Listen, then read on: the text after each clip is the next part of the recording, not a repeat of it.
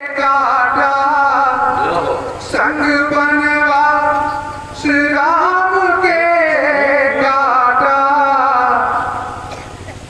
राम को राम कर गई सीता, राम को राम कर गई।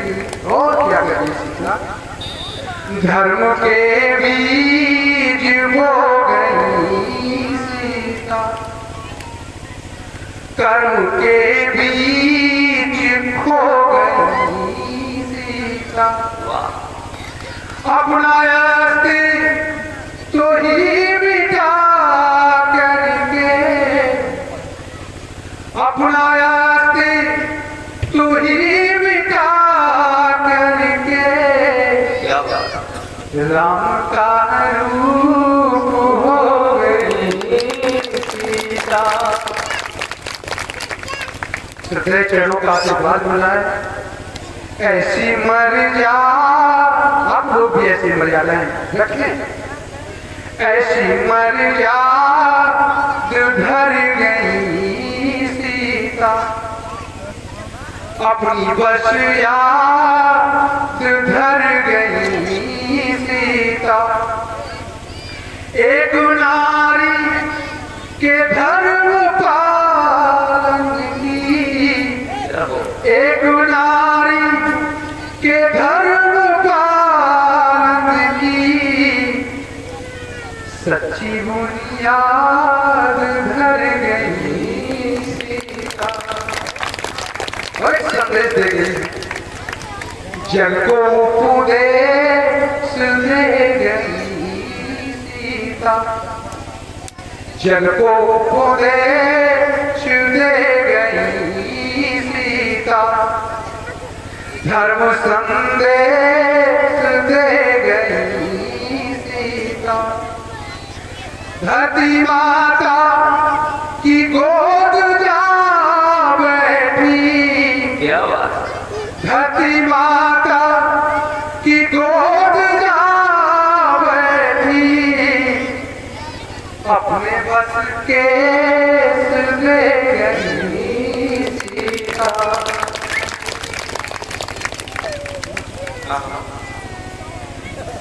काज परमार्थ कर गई सीता, त्याग सेवा कर गई सीता। जन्म पाकर पिता से बैरी, जन्म पाकर पिता से बैरी, नाम चरितार्थ कर गई सीता। और एक पुष्प है, कर्म की लेख बन गई सीता, धर्म की देख बन, कर्म की लेख बन गई सीता, धर्म की देख बन गई सीता। चल के पथ पर दुखों के आजीवन, चल के दुख पर, चल के पथ पर दुखों के आजीवन, मर्म की रेख बन गई सीता। और ये क्या सीता? और आप बनना क्या चाहते हैं? हम अपनी बच्चियों को बनाना क्या चाहते हैं? राम थे नीर कुपुटी सीता, राम थे नीर कुपुटी सीता, राम थे रंग रूपुटी सीता। रोज जल जल के महक जग को दी, पीड़ा पीड़ा सीता के जीवन में पल पल जली, लेकिन रोज जल जल के महक दी जग को राम थे गंध धूप थी सीता। अंतिम पुष्प करता श्रद्धेय केसी मानस देव के चरणों में अरे पुराणाचार्य इसमें सत्य प्रतिदर्श बन गई सीता। सत्य प्रतिदर्श बन गई सीता। नित्य संघर्ष बन गई सीता। और किया गया राम पर दाग ना दिया लगने। राम पर दाग ना दिया लगने। जग की आदर्श बन गई सीता। जग की आदर्श बन गई सीता। ऐसी पावन चरणों में जगत जननी के चरणों में इसका भी अभी विवाह संपन्न हुआ।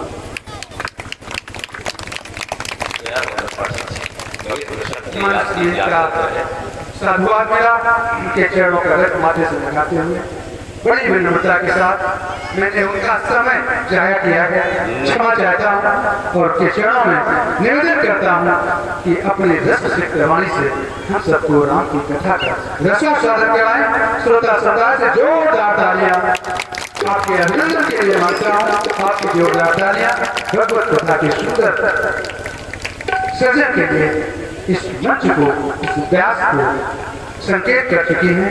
आइए इस पवित्र माटी में बैठ करके हम सब आज विश्राम दिवस की बेला में पावन कथा का आनंद लें और इस आनंद को अपने जीवन में आत्मसात करते हुए अपने आचरण में कुछ अलग दिखाएं, जिससे कि अगले वर्ष फिर आपके चरणों में बैठने का अवसर मिला। पुनः एक बार तालियां मांगता हूँ और अपनी बात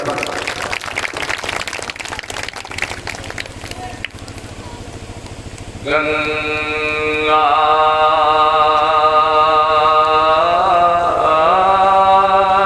तरंग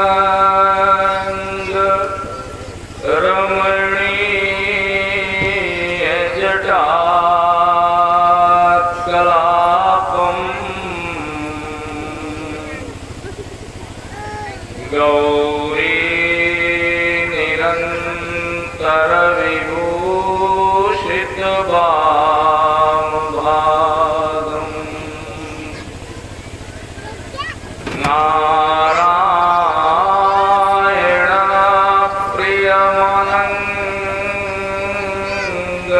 प्रियमनंगमदाप हारम वाराणसी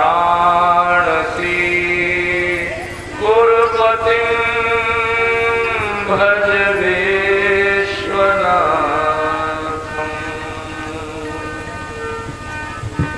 जानकी जीवनं वन्दे माधवी प्राणवल्लभम्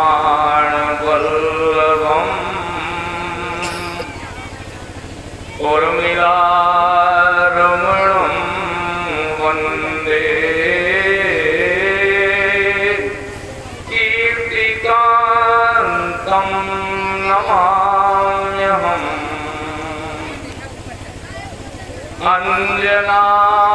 अंजनानन्दनं वीरं जानकी शोकनाशकम् कपीशमक्षहन्तारम् वन्दे लङ्काभयङ्करम् बन्दं सिय प्राणप्रिय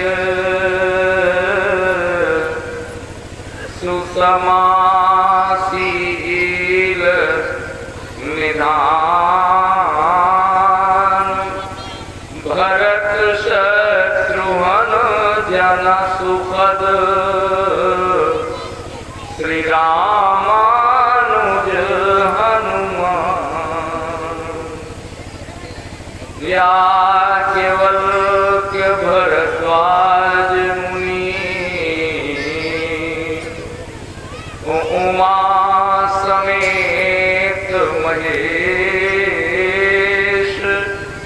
वंदो तुलसीदास पद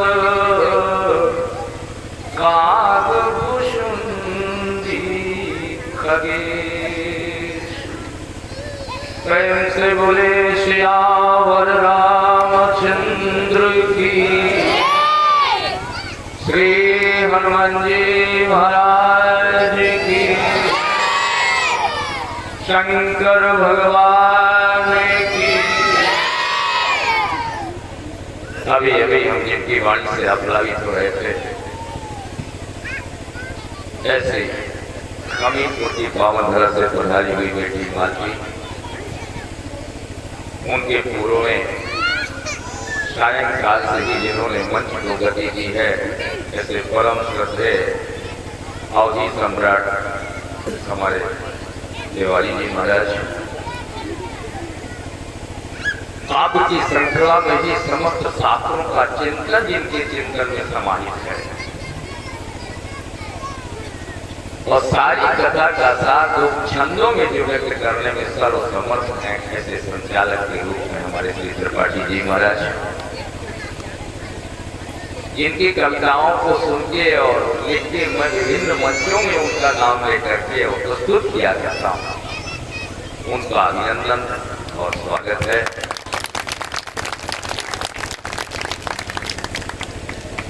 श्रोता समाज के रूप में विद्यमान समस्त विद्वत परिणजन, भावुक भक्तजन, श्रद्धामयी मातृशक्ति एवं भारत के भविष्य बाल वृंद, आइए समापन की वेला में आज मानस के उन्हीं सूत्रों को एक रत्नमाला में पिरोने का प्रयास करें, जिन्हें तुलसीदास जी महाराज ने अपने आयु के उत्तरार्ध में हम लोगों को देकर संसार से विदा हो गए। तुलसीदास जी का जन्म सन 1554 में हुआ था, संवत 1554 में, और उन्होंने कहा, मैंने रामायण पर कलम चलाई, संवत 1631 करऊं कथा हरिपद धर सीसा। दिन क्या था तुलसी? बोले नवमी भौम बार मधुमासा। कहाँ लिखी? अवधपुरी यह चरित प्रकाशा। आज भी मंगलवार है, आज के ही दिन मानस का जन्म हुआ था। तुलसी की लेखनी से धारा प्रभावित हुई। 1554 से आप जोड़ लें 1631 तक, संभवतः 75 साल हो गए। 75 साल की आयु के बाद तुलसी ने लिखना शुरू किया था। माने पहले 75 साल का अनुभव जब ब्रेन में भरा, तब कहीं ये लेखनी निकली। बिना अनुभव के छंद नहीं बन गई। दिनकर ने लिखा, वियोगी होगा पहला कवि, आज से निकला होगा गान। कविता कवि, कभी भी कविता सरस्वती के छंदों से नहीं बनती, ऐसा मेरा मानना है। भले सुनिए सारा दावत भाई, सहायक हो सकती है सरस्वती, लेकिन छंद कब लिखेगा? वियोगी होगा पहला कवि, आज से निकला होगा गान। निकल कर आंखों से चुपचाप बही होगी कविता अनजान। आंखों से निकल कर बैठी है, पीड़ा से कविता निकलती है। और तुलसी की पीड़ा 75 साल तक जिसने झेली हो, पहले उसने अपनी पीड़ा लिखी है। अपनी पीड़ा सुनाओ। मातु पिता और जग जाय तजो, पैदा होते ही माता पिता ने छोड़ दिया मुझे। अविधि न लिखी कछु भाल भलाई, माता पिता छोड़ दे, अनाथ हो जाए बालक, लेकिन अगर उसकी भाग्य की रेखा ठीक है तो भी उसका जीवन चमक जाता है। मैंने सुना था एक बिन ब्याही माँ ने एक बेटे को जन्म दिया कुंवारे में। लोग लाज के भय से अपने जिगर के टुकड़े को कपड़े में लपेट कर कचरे के डिब्बे में डाले आई। अब किनारे खड़े होकर देखने लगी ये कैसे मरेगा, लेकिन उसकी बात की रेखा तो कुछ और बोल रही थी।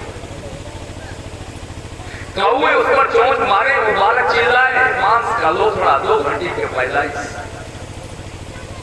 एक करोड़पति की कार सड़क के किनारे से निकली। कौवे ने चोंच मारा, बालक कचरे के डिब्बे में रोया। सेठ ने कहा गाड़ी रोक, कहीं बच्चे की आवाज आ रही है। गाड़ी से उतरा, कौवे ने फिर चोंच मारी, वो मांस का लोथड़ा फिर रोया। सेठ कचरे पर पहुंचा, रेशमी दुपट्टे में लपेट कर उसने कचरे के डिब्बे से उठाया। इधर उधर देखा, किसका है किसका है, किसी को पता नहीं चला। बोले ऊपर वाले, मैं तो नीच संतान था, मैं समझ रहा था वंश डूब गया मेरा, लेकिन तूने तो मुझे गॉड गिफ्ट दे दिया। उसने जिगर के टुकड़े से लगाया और वो करोड़पति का वारिस बन गया, जिसे माँ ने मरने के लिए छोड़ दिया था। क्यों? बोले विधि न लिखी कछु भाल भलाई। अगर भाग्य की रेखा उसकी बनी है, माता पिता पर डिपेंड नहीं होता बालक। उसी ने कहा मेरे की भाग्य की रेखा भी तो ठीक नहीं थी, छोड़ दिया गया मुझे। उसी कहते हैं मुझे भरपेट कभी भोजन नहीं मिला। जिसने रामायण लिखी है वो अपनी जीवनी लिख रहा है। चाटत रह्यो मैं स्वान पातरी ज्यों। भंडारे के बाद पत्थर फेंक दिया जाता, कुत्ता चाटता है, मैंने पत्थर चाटे हैं। उसी ने कहा मुझे भीख नहीं मिली, भीख। अगर राम के जीवन की पीड़ा है, अगर सीता की जीवन की पीड़ा है, तो उसके भक्त की भी पीड़ा देख लें आप। राम और सीता से कम नहीं झेला होगा किसी ने। चाटत रह्यो मैं स्वान पातरी ज्यों, कबहु न पेट भर्यो। दूसरी गली में भरोसो जाहि दूसरो सो करो। ये मेरा जीवन है। और दूसरी बात, बड़ा हुआ तो लोगों ने कहा इसे छूना नहीं और घर के भीतर आने नहीं देना, क्योंकि भीतर आने से ये गोसाई है, घर अपवित्र हो जाएगा हमारा। मांग के खाब, तुलसी लिख रहे हैं, ये है मेरा जीवन। और लोगों ने अपने दरवाजे की सीढ़ियों पर मुझे रात को सोने नहीं दिया, तो मैं मस्जिद की सीढ़ियों पर सोता था। मांग के खाब और मस्जिद को सोबो, और लेबे को एक न देबे को दो। तब कविता निकली है। आह से निकला होगा गान, आह से निकली है ये रामायण। तुलसी करके बाबा ये चमत्कार कैसे हुआ? बोले सुनो तो, केवल राम नाम की तुलसी, न मैं कोई तंत्र, न कोई मंत्र, न ओम नमो भगवते वासुदेवाय, न मैं नमः शिवाय। मुझे तो केवल राम राम राम राम बस दो अक्षर, कुछ नहीं जानता था मैं, केवल राम। और इस राम के द्वारा बचता हूं, ये मेरा पुराना चरित्र था जो मैं दिखाया। अब वही तुलसी, तब तुलसी मांगत फिरे। और जब रामायण लिख दी तो अब भूपति पूजत पाए। अब करोड़पति मेरे चरणों पर पड़े हैं, बड़े बड़े। काशी नरेश आए थे उनके चरणों में गिरकर, अपने एकमात्र इकलौते बेटे की भीख मांगी थी काशी नरेश ने तुलसी से, क्योंकि काशी नरेश से एक ही बेटा था, मुझसे खून फेंक रहा था। और वैद्यों ने हाथ खड़े कर दिए थे। जवान बेटा 22 साल का, 20 साल की बहू थी काशी नरेश की, तुलसी के घाट पर पड़े थे। काशी के विद्वानों ने कहा मंगल का मार्केश है, इसे कहा शनिचर का मार्केश है, ये जब ये दान कोई लाभ नहीं, मुंह से ब्लड बंद नहीं हुआ। तुलसी के पास आए, उन्होंने उठाई कविता लिखी, बोले काशी नरेश ले जाओ। जब जानकी नाथ सहाय करें, तब कौन बिगाड़ सके नर तेरो।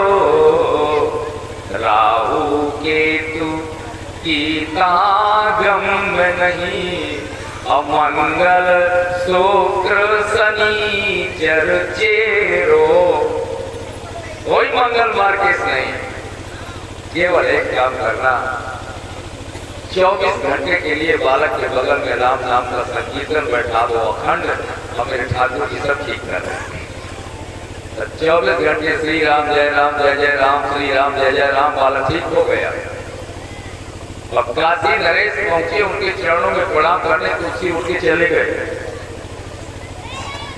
मिले नहीं थे। ये जीवन है तुलसी का। उन्होंने कहा भैया, जैसे मैंने भरोसा किया राम पर, संसार में जिसके कष्ट कभी न दूर हो रहे हो, मेरे पास आओ, मेरे राम के नाम के पास आओ, और तुम्हारे कष्ट न दूर हो जाए तो जिम्मेदारी मेरी है।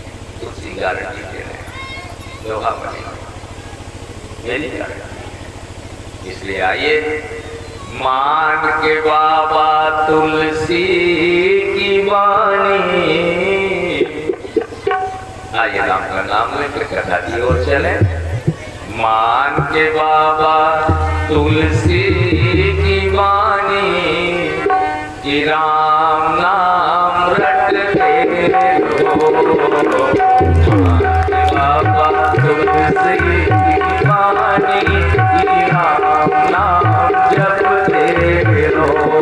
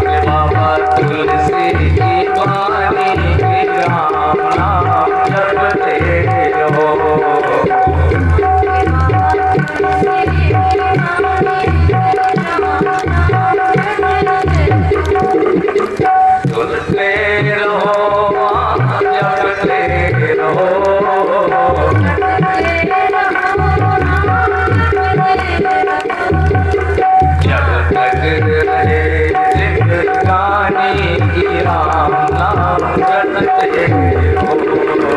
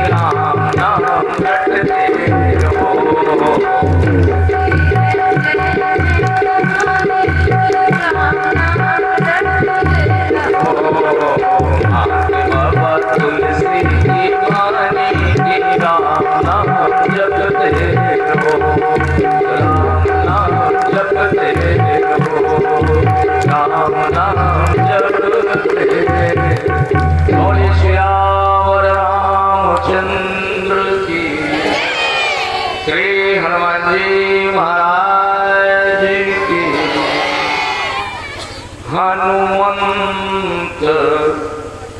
आज मंगलवार है, थोड़ा हनुमान जी से मांग लें, फिर कथा की ओर चलें। हनुमंत कृपा करो बस इतनी कि प्रभु को मेरी भी याद करा दो। और कुछ मत मांगो। श्री जानकी राघव की मृदु मूर्ति मन के मंदिर में आन बसा दो। जीवन की इस संध्या और रघुनंदन के दर्शन करवा दो। तुलसी कृत मानस के सर में अपने कर से डुबकी लगवा दो। प्रेम से बोले हनुमान जी महाराज की। जिमी सरिता सागर पहुँच जाही यद्यपि ताही कामना नाही। तिमि सुख संपत्ति के नहीं बुलाए। धर्मशील पहुँच जाही सुहाए। तिमि सुख संपत्ति। मैंने निवेदन किया, सुख और संपत्ति के पीछे ये जीवात्मा जब से जन्म हुआ तब से भाग रहा है। आयु 80 पहुंच गई लेकिन न सुख मिला और न संपत्ति मिली। कैसे मिलेगी? गोस्वामी कहते हैं सुख के पीछे मत भागो, धर्म के पीछे भागो। और अगर धर्मशील बन गए तो सुख संपत्ति तुम्हें ढूंढती बिना बुलाए तुम्हारे पास में आएगी। तो बाबा धर्म क्या है? इसी पर दिन से निवेदन कर रहा हूं। आइए एक दो धर्मों पर चर्चा करने का प्रयास करो। गोस्वामी जी का सूत्र है नाना पुराण निर्माणम सम्मतम।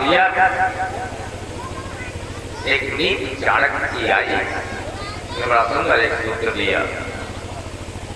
मात्रवत परदारेषु अपरद्रव्येषु लोष्टवत आत्मवत सर्वभूतेषु यः पश्यति स पश्यति। बाकी रमाने सब अन्य है। आंख वाला कौन है? बोले जो जननी सम अजाने पर नारी मात्रवत परदारेषु। दूसरे की पत्नी को मां समझे वो तो आंख है, और वरना वो अंधा है। तुम्हारा सोना सड़क पर पड़ा हो उसे गोबर समझे वो तो आंख है, वरना अंधा है। परद्रव्येषु लोष्टवत।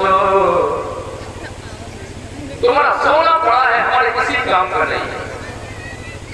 तो अगर आपने ये दो चीजें अपने जीवन में संभाल ली, संसार के किसी कोने में आपका पराभव होने वाला नहीं है, कभी भी पराजय नहीं होगी। और दो में कंचन और कामनी में अगर पांव फिसला तो बड़े बड़ों की तपस्या नारी में लगी। केवल दो आंखें।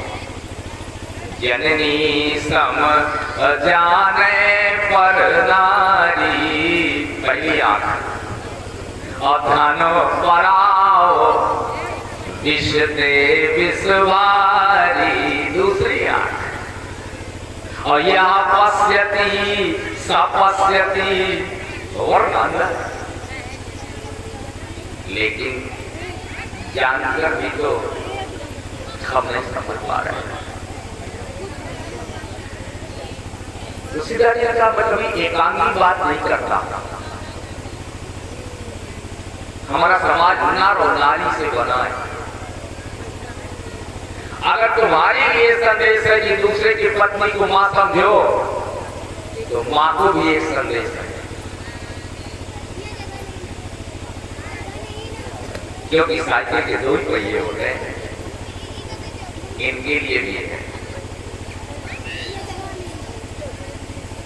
उत्तम के अस बस मन माही कि सपने हुआन पुरुष जग नहीं। अब मध्यम पर पति देख कैसे बोले भ्राता पिता अपुत्र निज जैसे। अब आंख बराबर हुई। देखिए जरा तुलसी का है, तुलसीदास जी कहते तुम इनको मां समझो और ये तुम्हें भाई समझे। कभी कदाचार नहीं हो सकता, सदाचार ही रहेगा समाज में। तुम्हारी बराबरी का है तो भाई समझ लेना, तुमसे उम्र में छोटा है तो बेटा समझ लेना, तुमसे उम्र में बड़ा है तो पिता समझ लेना, तुम्हारे बराबर की है तो बहन समझ लेना, तुमसे छोटी है तो बेटी समझ लेना, और तुमसे बड़ी है तो मां समझ लेना। जननी सम अजाने पर नारी अधन पराव विषते विष भारी। और अगर ये जीवन में आ जाए तो ना कहीं मंदिर जाने की आवश्यकता है, न एकादशी की जरूरत है, न द्वादशी की जरूरत है, न नवरात्रि के व्रत की जरूरत है। आपको सब कुछ मांगा मिल जाएगा। ये व्यासपीठ की गारंटी की बात कर रहा हूं। और 9 दिन लौंग फोड़ करके नवरात्रि बने रहो। इन दोनों चीजों में अगर आप भटक गए, कंचन और कामनी में, तो जीवन में कुछ भी मिलने वाला नहीं है। और अगर मिल गया अत्याचार से तो ठहरने वाला नहीं, ध्यान रखना। रावण ने सारे संसार का कंचन और सारे संसार की कामनी अपने पास रखी कि नहीं रखी?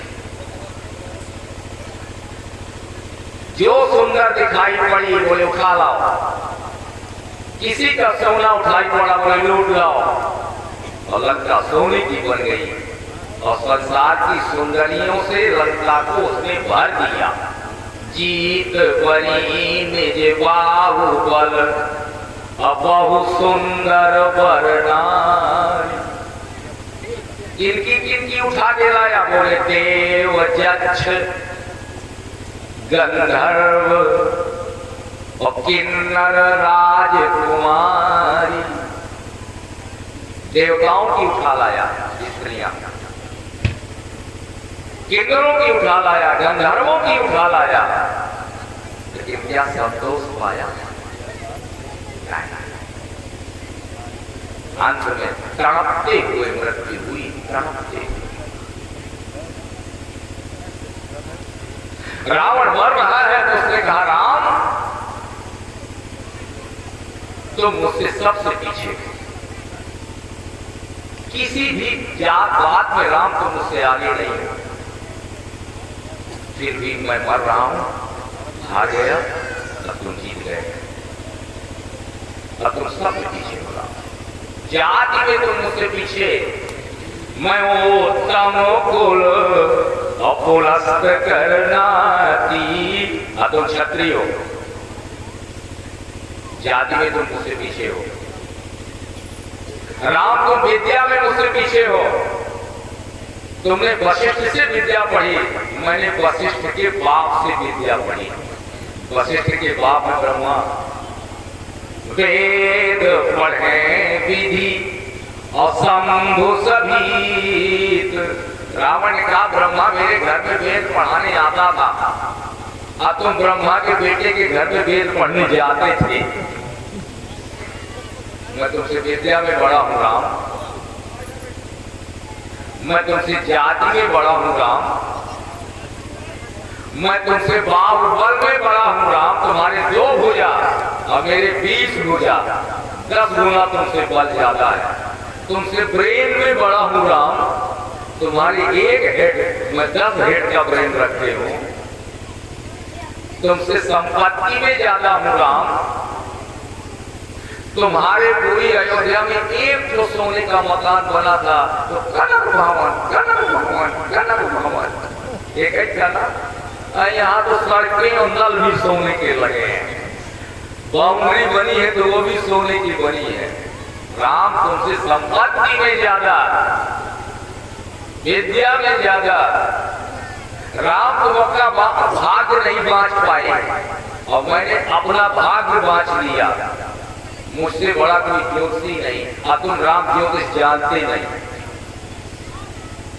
राम राम राम ने बांचा, राम राम काट कर मैंने शीश डाले थे और जब जलने लगे तो भाग्य की रेखा निकल आई तो मैंने पढ़ा, जरत बिलो क्यों जब ही कपाला, तो विधि के अंक और लिखे निज भाला। मैंने उसमें पढ़ा, नर के कर आपन बध बाची और मैं हंस्यो जान विधि गिराय। साईं ब्रह्मा बुढ़ा गया है, बुद्धि खराब हो गई। ये मेरे माथे में लिखा है आदमी से मर जाएगा। आदमी तो मैं रसगुल्ला समझ के खाता हूँ, कभी कभी नाश्ता होता है आदमी का, कोई रसगुल्ला से मर जाएगा। रावण ने कहा राम तुमसे सब में ज्यादा, और अंतिम बात कहूं राम मैं तुमसे पूजा में ज्यादा हूं, भक्ति में ज्यादा हूं, धर्म में ज्यादा हूं। भक्ति में ज्यादा हो गए। हाँ तुमने कंकड़ पत्थर के शंकर जी बना करके रामेश्वर की पूजना की, बुझी ना? तुमने पत्थर के शंकर बनाए तब तुमने शंकर की पूजा की। और मैं संदेश भेज देता था कैलाश में, आज शिवरात्रि है बाबा, पूरे परिवार सहित लंका में आ जाना। दोनों टाइम से 6:15 पर, तो 6:15 पर बैल में बैठ के आते थे। तुलसीदास जी का है शंभु सभीत पूजावन रावण सोनित आवत। राम तुम्हारे घर में कभी शंकर पुजारी गए? मैं तुमसे पूजा में ज्यादा, फिर भी राम तुम जीत गए तो मैं हार गया, कारण क्या है? राम ने कहा वो भी बता दो। केवल एक बात में तुम आगे हो राम, कि तुमने एक बार कहा था रघुवंशी न कर सहज स्वभाव, कि मन को पंथ पग धरय न काबू। अमोहि अतिशय प्रतीत मन केरी, अजय सपने ऊपर नार नहेरी। राम तुमने दूसरे की पत्नी की ओर कभी आंख उठाकर नहीं देखा, तुम चरित्रवान बन गए और मैं चरित्र से गिर गया, इसलिए मैं मर रहा हूं और तुम जीत रहे। If character is lost, then everything is lost. Health is lost, then something is lost. Wealth is lost, then nothing is lost. But character is lost, then everything is lost. सुना होगा भगवान। राम तुम चरित्र में जीत गए, तुमने कभी पराई स्त्री की ओर आंख नहीं उठाई। और मैं पराई स्त्रियों को हमेशा अपनी स्त्री ही समझता रहा, मैं किसी को पराई माने नहीं, केवल इसलिए मर रहा हूं इसके जननी सम।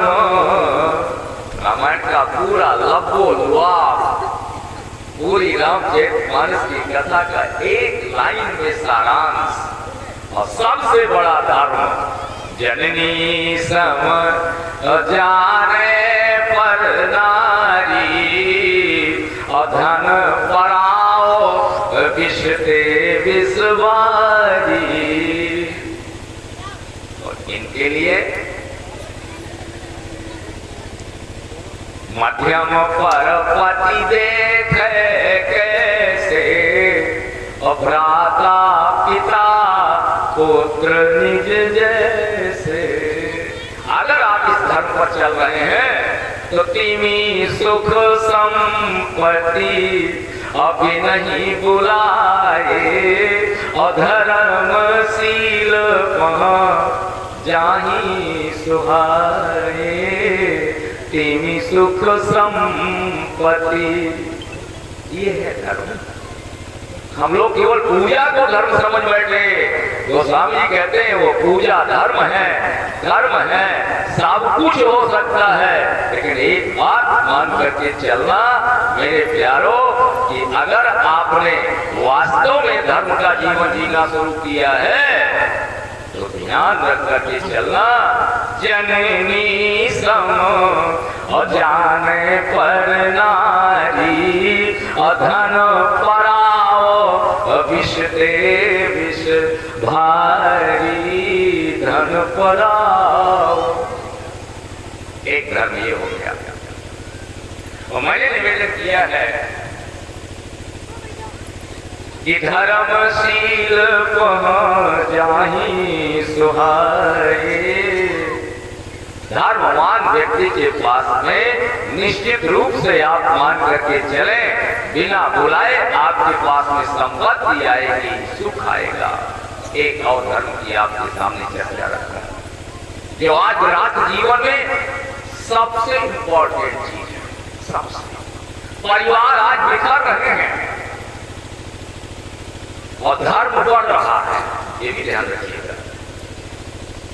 पहले इतनी कथाएं नहीं होती थी, पहले इतने यज्ञ नहीं होते थे। आज से 50 साल पहले सोच रहे आप, लेकिन गृहस्थ सुखी थे।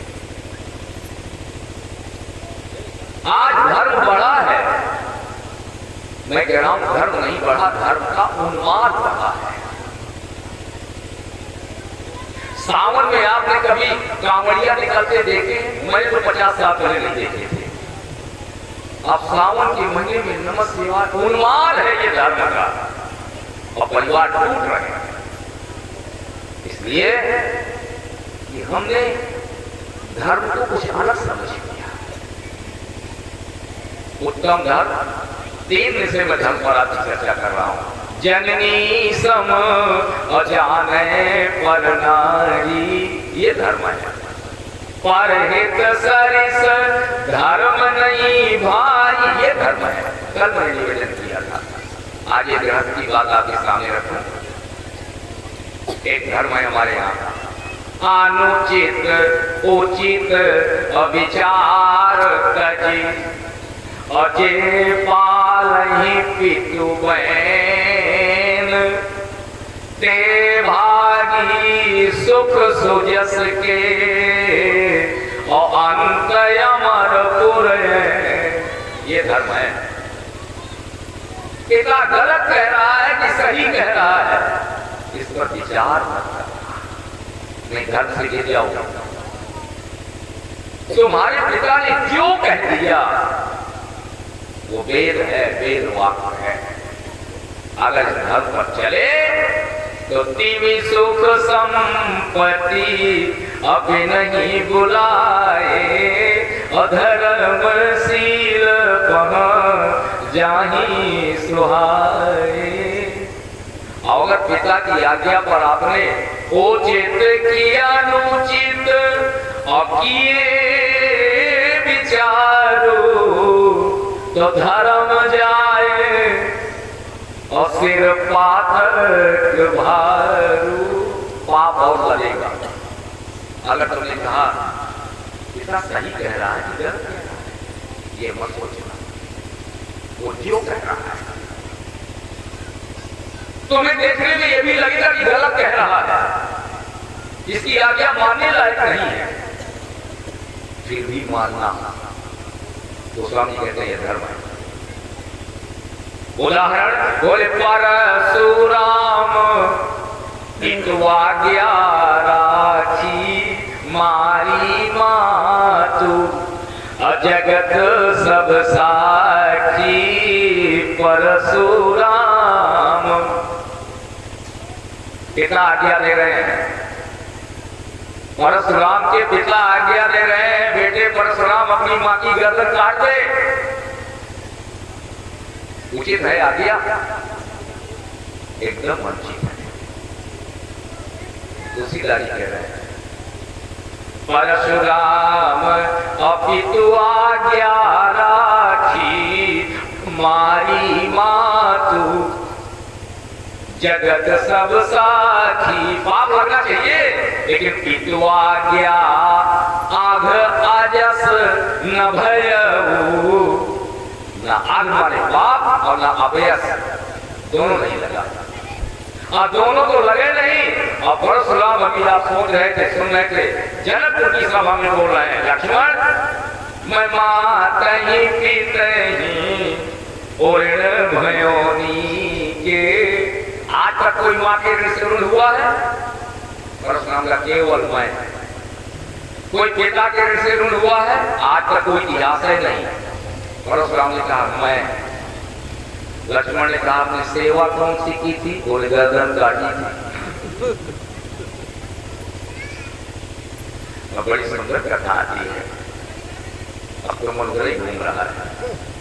श्रीमद् भागवत के चले, श्रीमद् भागवत के 9वें स्कंद में श्री सुखदेव जी महाराज सुना रहे हैं।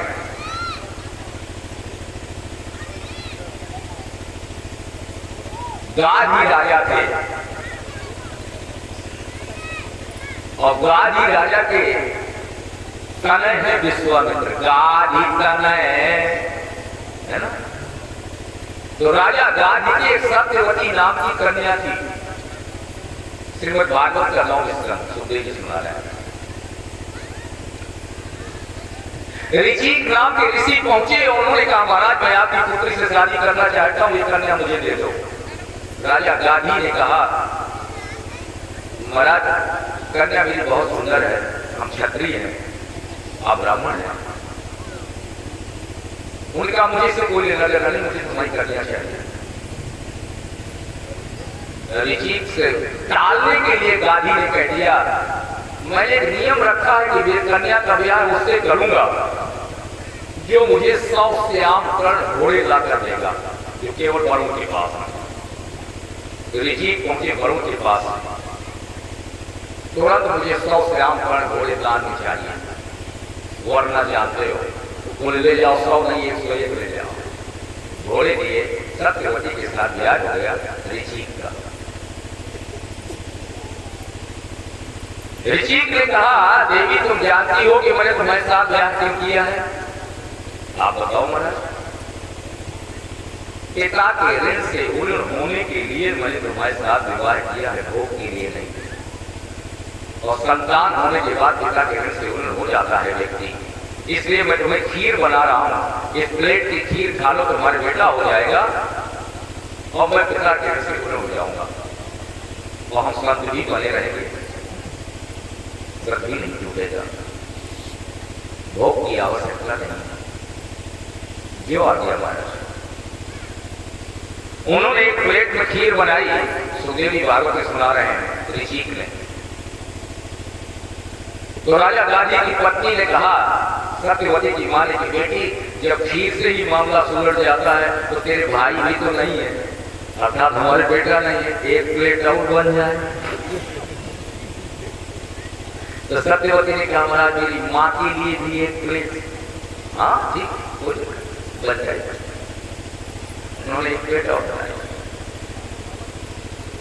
बोले बेटी देवी ये तुम्हारी माँ के लिए और ये तुम्हारे लिए, अपनी अपनी प्लेट खा लेना, दोनों का बेटा होगा। मैं गंगा स्नान करने जा रहा हूँ। ऋषि चले गए। लेकिन ये माताएं किसी पर विश्वास नहीं करती ना, बड़ी अविश्वासी होती है। उनका शायद बिटिया को अच्छी बारी बनाई होगी और सास को नंबर 2 की बनाई होगी, तो उनका बिटिया अपनी बारी हमें दे दे, हमारी बारी तू ले ले। बेटी सरल स्वभाव की, ले ले माँ ले ले। सत्यवती की माँ ने आपस में प्लेट बदल दिया और खा लिया। ऋषि गए, बोले देवी अपनी अपनी प्लेटें तुमने खा ली? हाँ महाराज हमने खा ली, दोनों खीर खा ली, बस थोड़ा क्या? बोले हमने अपनी बारी मम्मी को दे दी। सत्यानाश कर दिया तुमने। क्यों महाराज? ऋषि ने कहा तुम्हारी प्लेट में मैंने ब्रह्म तेज डाला था और तुम्हारी माँ की प्लेट में मैंने क्षत्रिय तेज डाला था। अब प्लेटें बदल गई तो तेरा बेटा तलवार का मंचा चलाएगा और राजा का बेटा माला जपेगा। और ये उल्टा है, गलत बात है।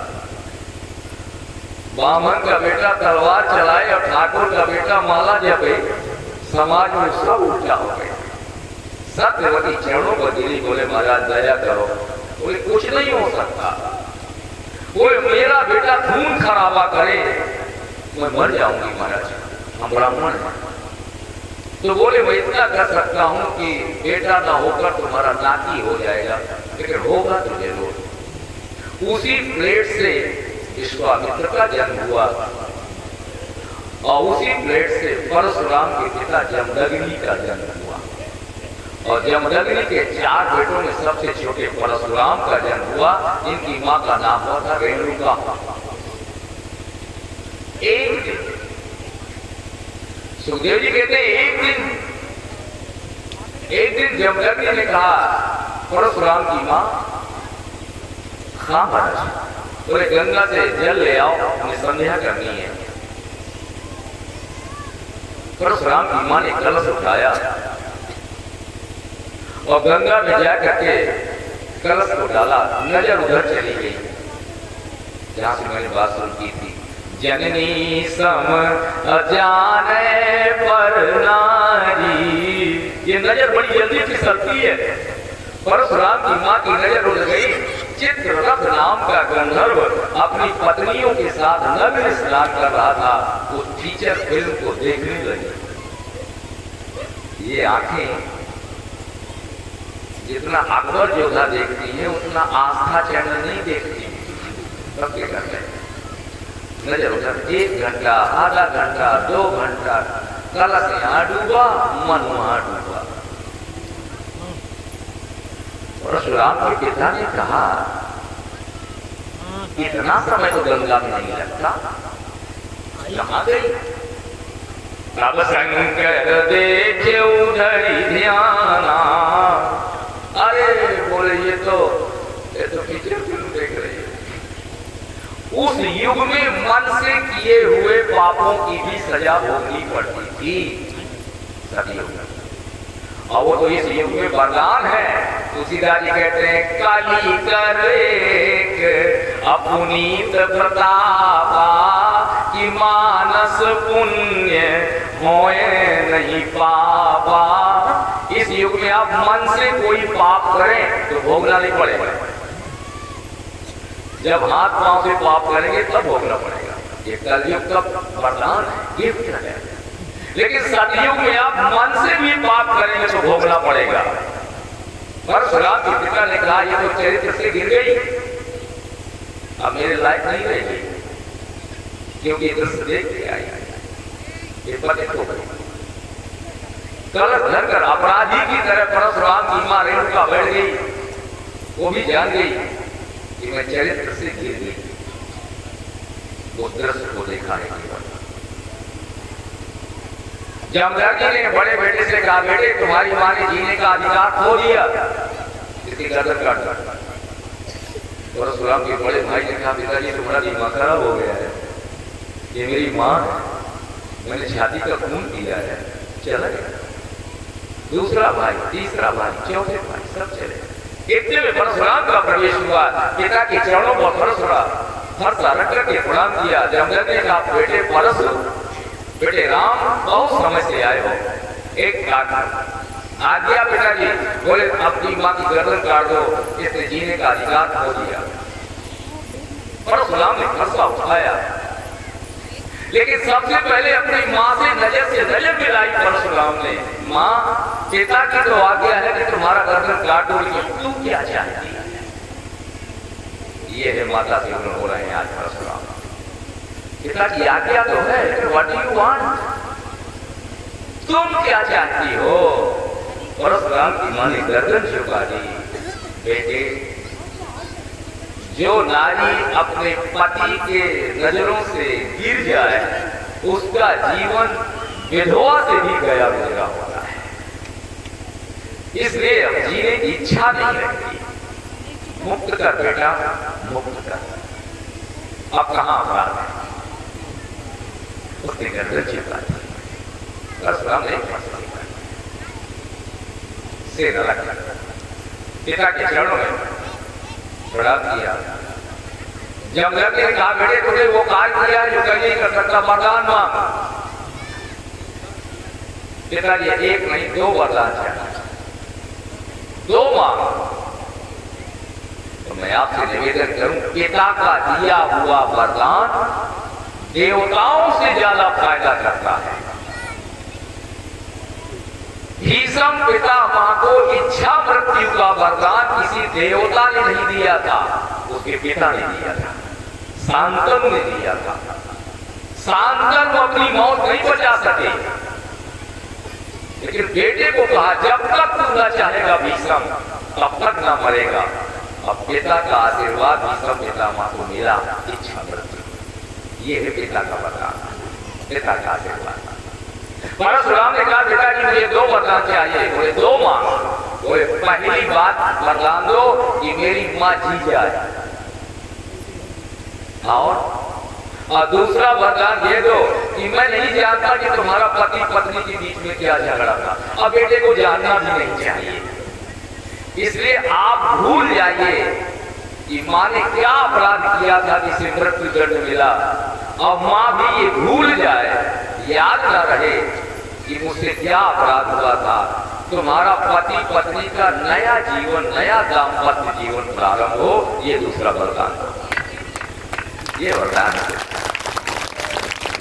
जमदग्नि का सिर उठा करके रख, और जैसे ही परशुराम ने सिर उठा करके रखा, एक चुल्लू जल उठाकर फेंका जमदग्नि ने, मां उठ के बैठ गई। मां कहीं पीतही मैं ओरण भयोनी के, उसी दादी कह रहे हैं परशुराम अपितु आज्ञा राखी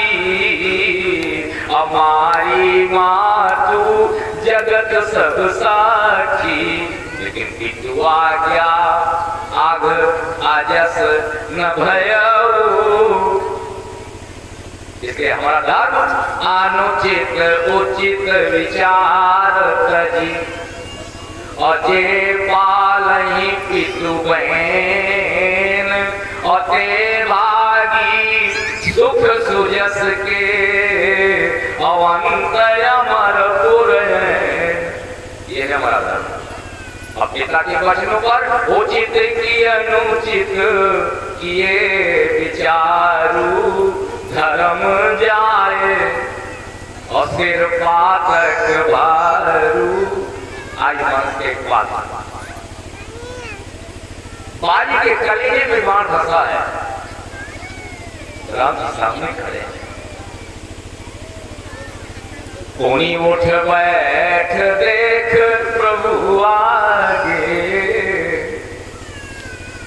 राम ने कहा बाली मैंने बाण तुम्हारे कलेजे तक मारा और तू उठ के बैठ गया। बाली ने कहा सरकार इसलिए बैठ गया कि आप खड़े हैं तो हम पड़े हैं, अच्छा नहीं लगना इसलिए कोनी उठ बैठ। वो चाहिए बाली ने कहा एक चीज चाहिए सरकार, प्राण तो छोड़ना चाहता हूँ लेकिन ये मेरा बेटा अंगद है। यह तनय मम सम विनय बल कल्याण प्रद प्रभु लीजिए।